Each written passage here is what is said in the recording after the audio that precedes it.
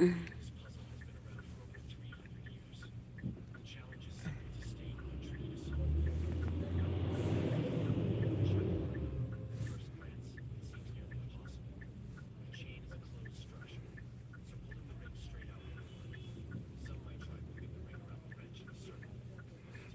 you so much, sis, ha.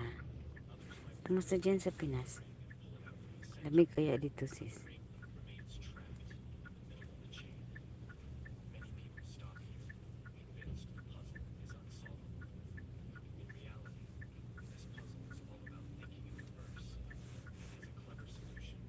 Update lang po tayo, guys, para hindi tayo babatuhin ni Lolo.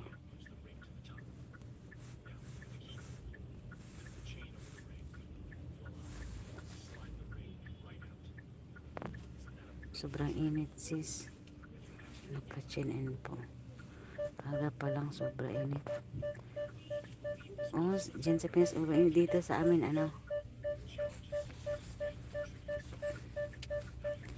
Sige, baba ka kaming tamsakan ko.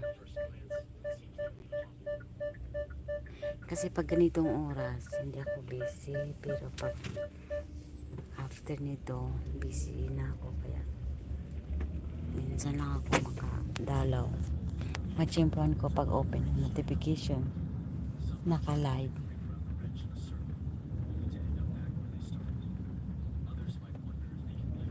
Saan ka? Dito ako sa Kuwait.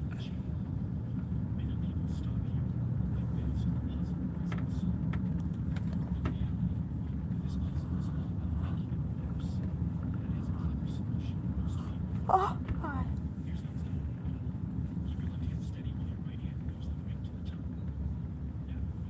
Maya, 1:15. Anong oras? Ano ba? 1 hour ba?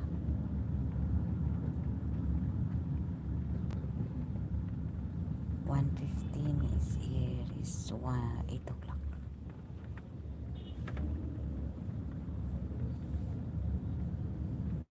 Ayan, ibon guys.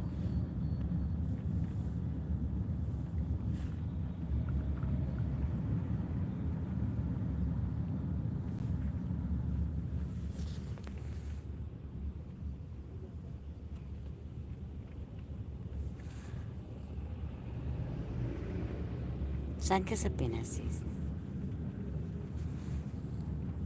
Alay mo, magkikita tayo.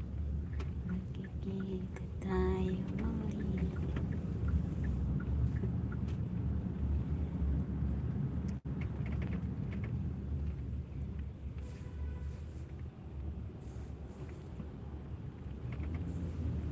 Mindanao, sis. Usa sa Mindanao.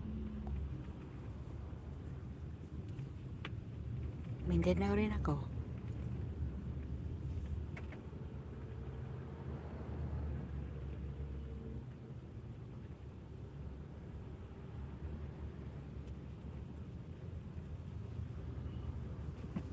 Sa Davao. Davao City and Davao del Sur.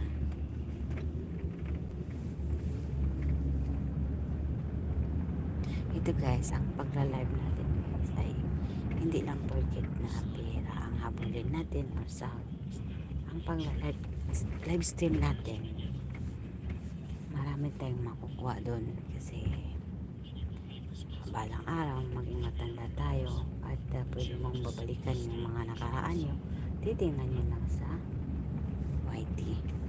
Hindi porket nag-live stream tayo ay kumukuha tayo ng panggastos, hindi. Tayo ay pang-aaliw, pangwala ng stress. Tapos, nami-meet natin yung mga kaibigan kahit solo ng mundo. Kahit hindi man kilala, balang araw magkikita tayo sa isang daan. Diba? Yun namang hanapin na maging viral tayo. At yun ang pagkukunan ng ligoy ng pagkain nyo, pang-araw-araw. Hindi pwede. Kasi, hindi man natin galingin sa pawis na pinapagawa.